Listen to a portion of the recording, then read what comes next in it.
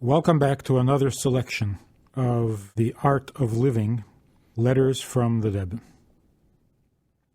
For all of history, one of the problems in life, in our daily thinking, is to know when to rely on faith and when to use our intelligence, when to search for answers and when to find comfort in simple belief and relying on God.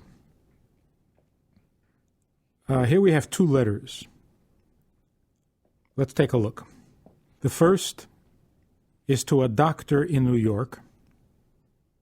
1967 is the date.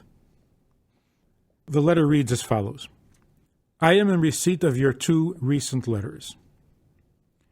With reference to the other topic of our correspondence, namely, my suggestion that one's protests against God are in themselves proof of belief in the existence of God, perhaps I didn't make myself clear, in that it is not the negation which I consider to be proof, so much as the manner in which it is expressed.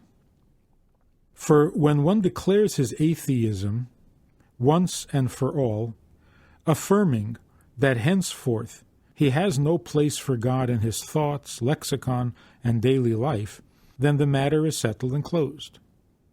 However, when one asserts that God does not exist, yet at the same time, on seeing an injustice in the world, experiences pain and promptly demands where is God, his harping on the same theme again and again is proof that deep in his heart he believes in God, which is precisely why he feels so hurt and outraged.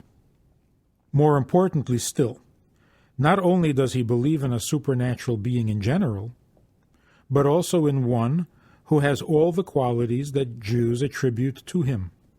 Among them, that he takes an interest in human affairs, although, as it is written, if you are righteous, what do you give to him, etc.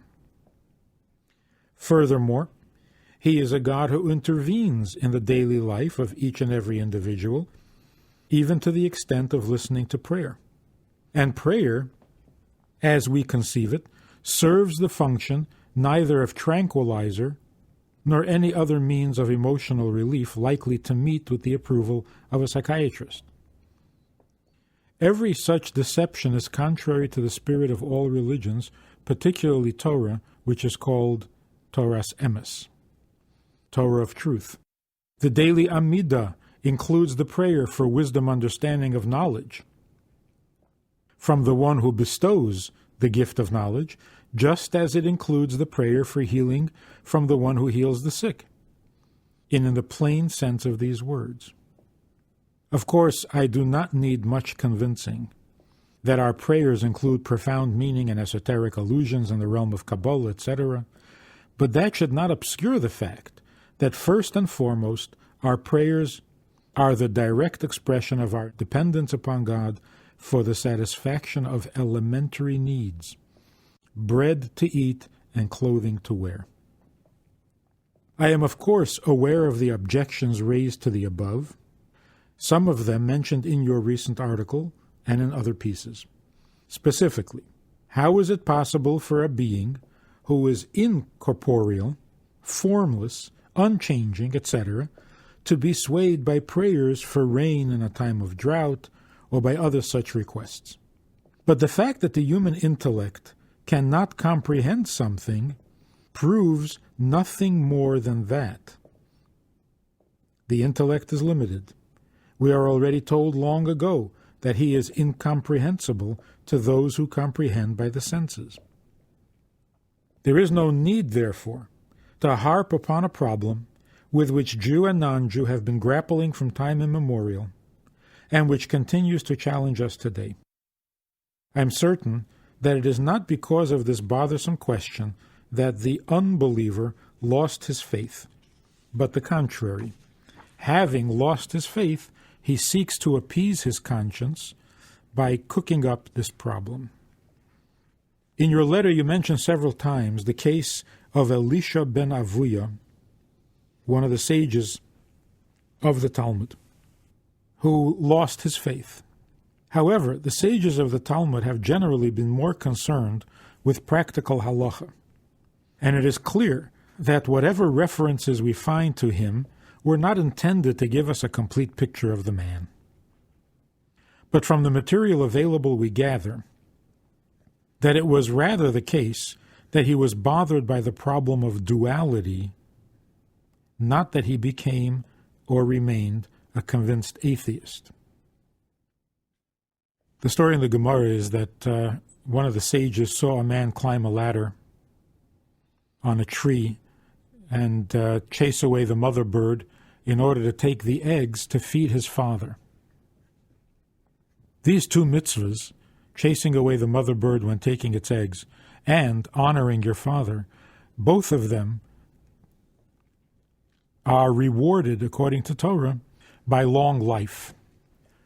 This man, who was performing both these mitzvahs at the same time, fell off the ladder and died. And so the Gemara says that the sage lost his faith. The Rebbe is saying that losing one's faith doesn't mean you become an atheist. It means that he was confused as to where bad things come from. And so, as the Rebbe puts it, he was bothered by the problem of duality. Is there a force other than God that causes bad things to happen?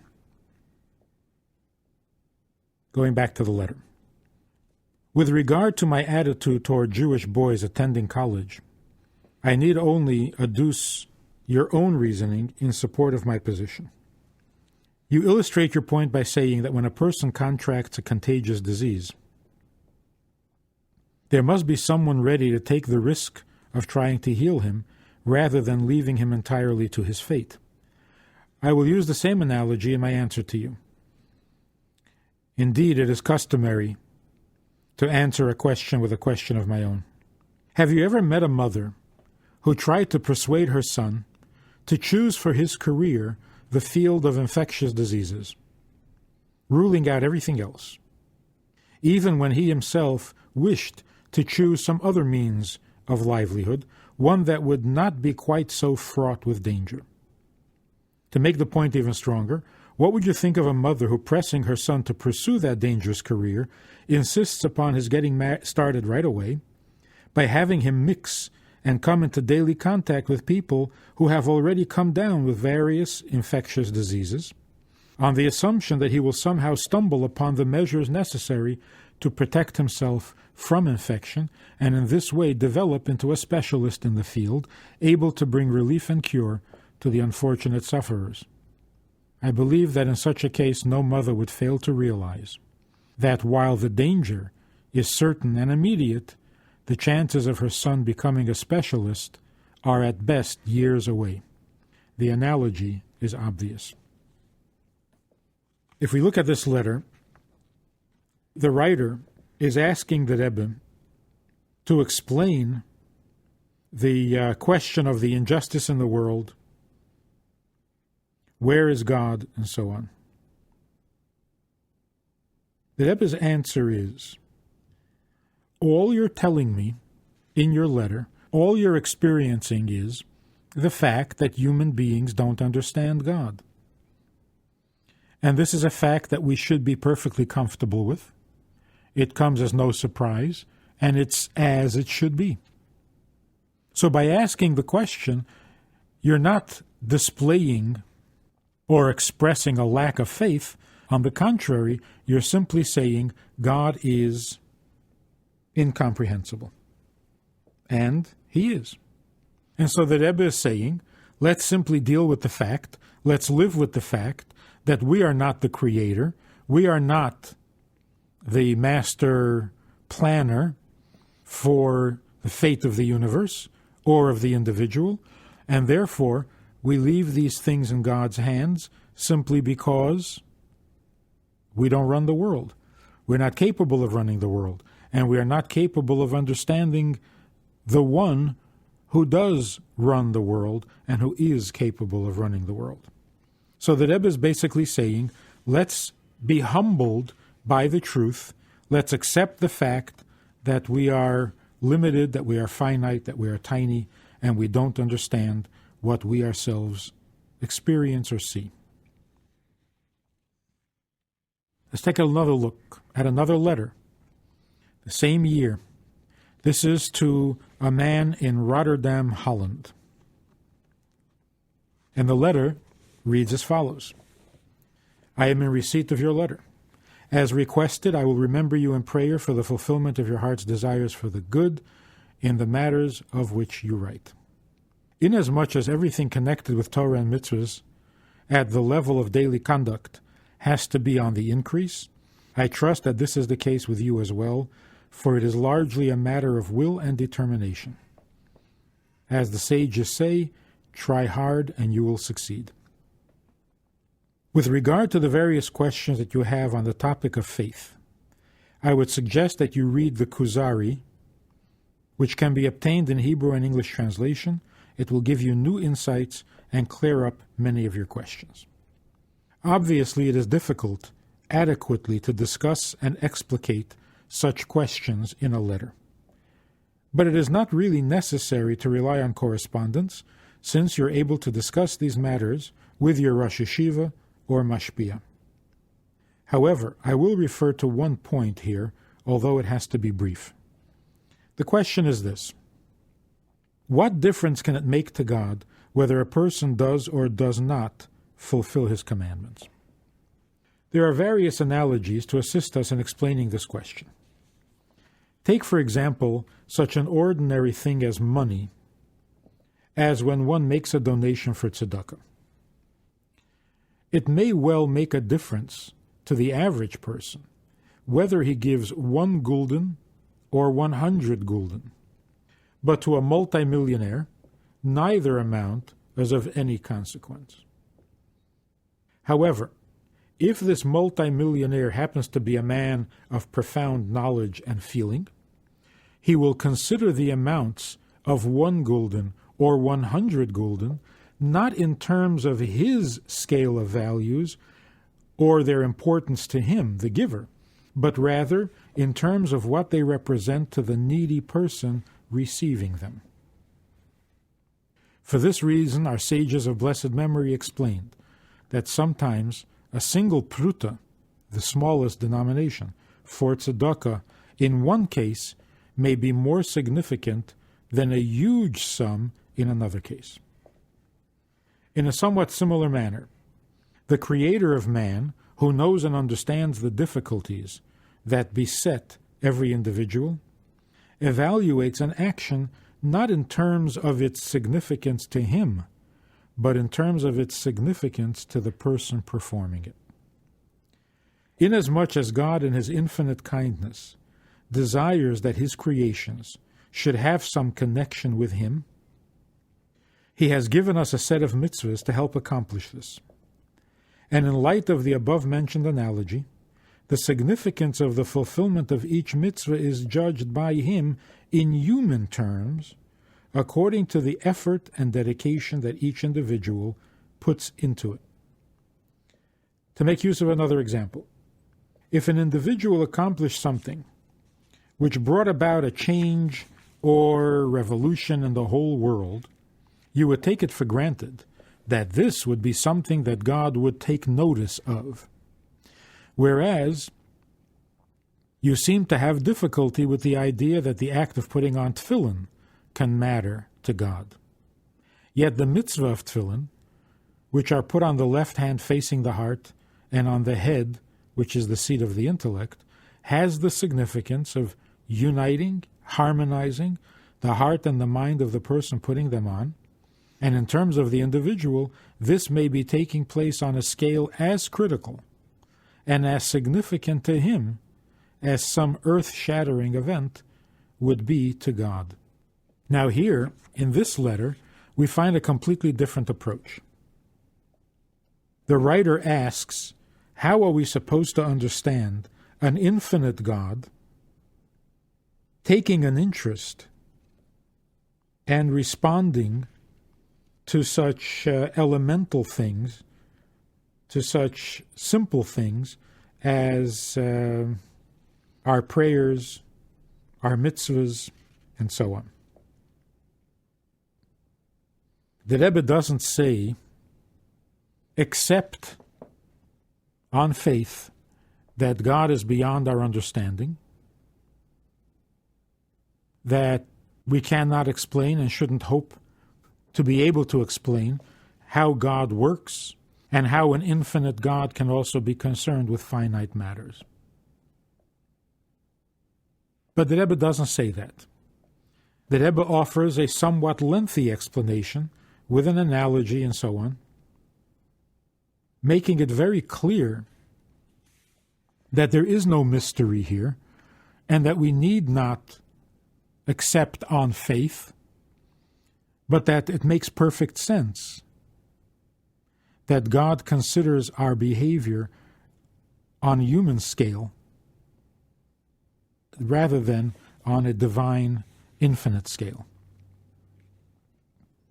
Now, there may be two reasons, or perhaps more than two reasons, that this letter is different from the previous letter.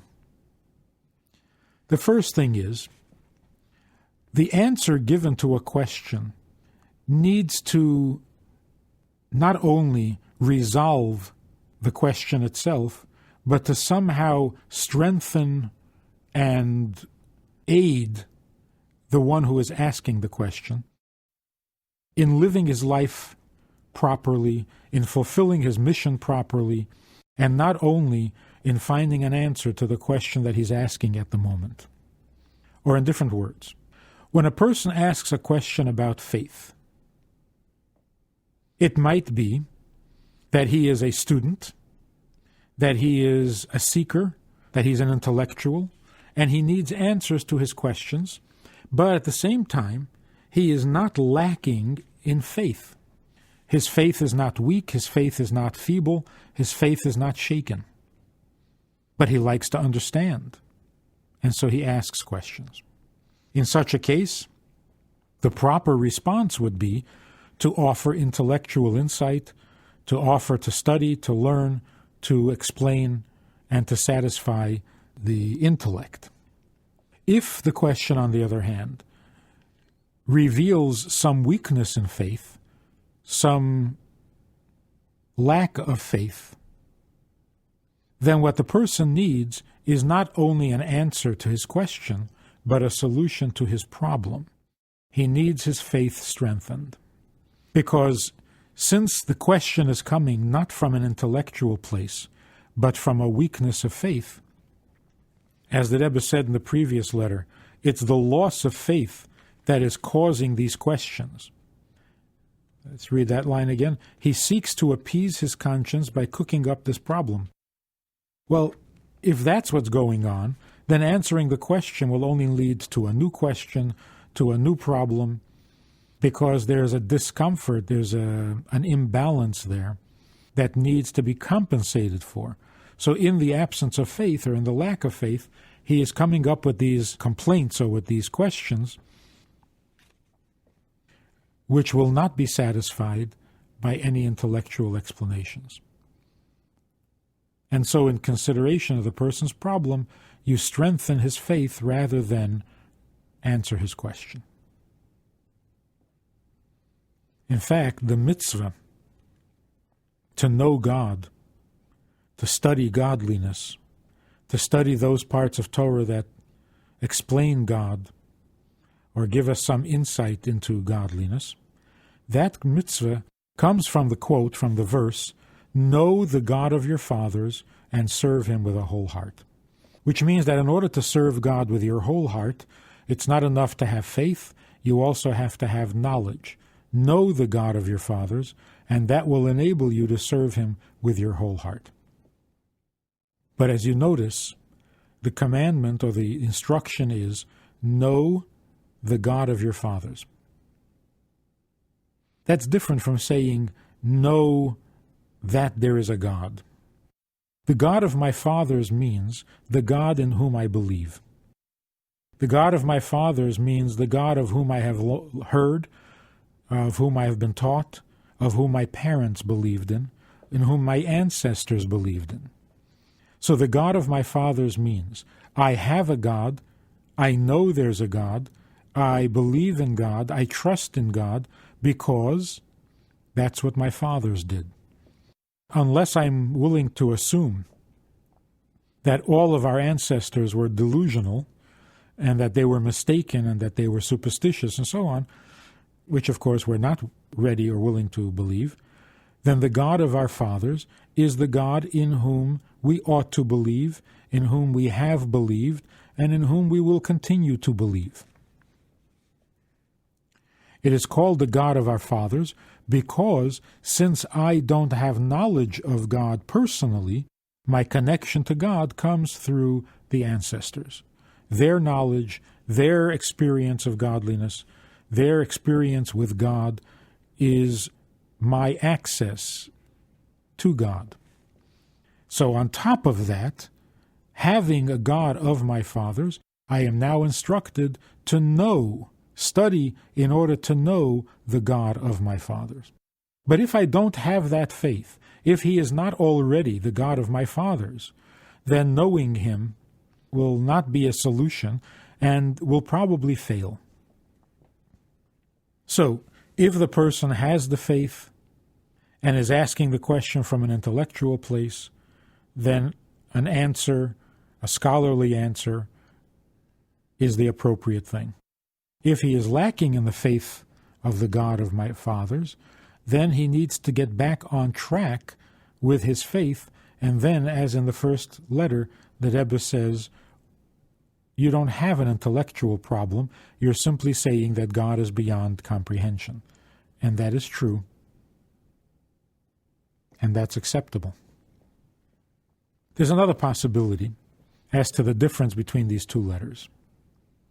In the first letter, it seems, the writer is asking more about physical events, tragedies, sad events, pain, the righteous suffering, and so on. In the second letter, the writer seems to be asking more about our morality. Can our morality affect God? Does a mitzvah really make a difference to him? Giving a nickel to tzedakah, to charity, does that really make a difference to God, who is infinite? So in the first question, in the first letter, the question is, does God really care about the events, the physical events in the finite world? In the second letter, the question is, does God really care about our mitzvahs, about our morality? In the case of suffering, there is no mitzvah, there is no moral need to explain the suffering.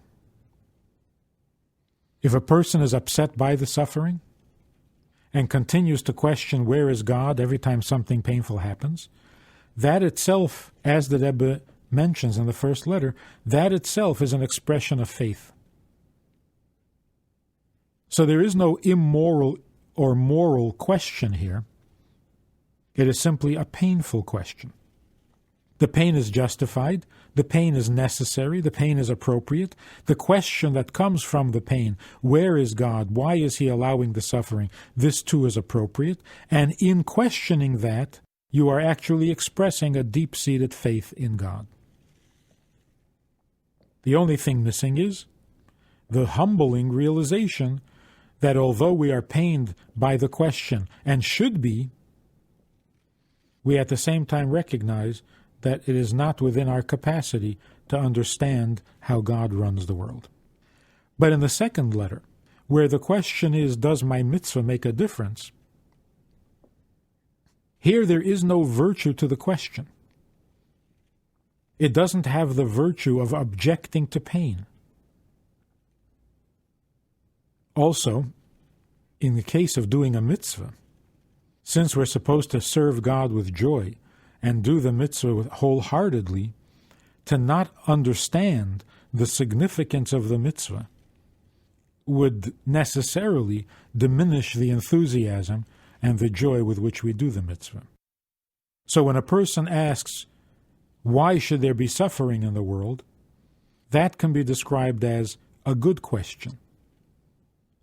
In other words, a question with a moral element, with a moral streak in it. But when a person says, what value is a mitzvah? This question doesn't have a moral content or a moral ingredient, and therefore it needs to be resolved, it needs to be answered. And when it is answered, as in the second letter, as the Rebbe says, God considers a mitzvah not in terms of his own scale of measurement, but rather on the scale of the human being. How significant is the tzedakah to the person receiving it? Or how significant is the mitzvah of putting on tefillin to the person who is putting them on? Then the mitzvah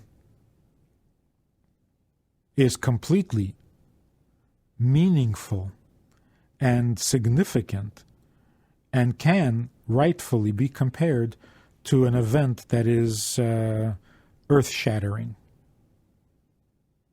And that is the difference between faith and knowledge and knowing where to use one, where to use the other.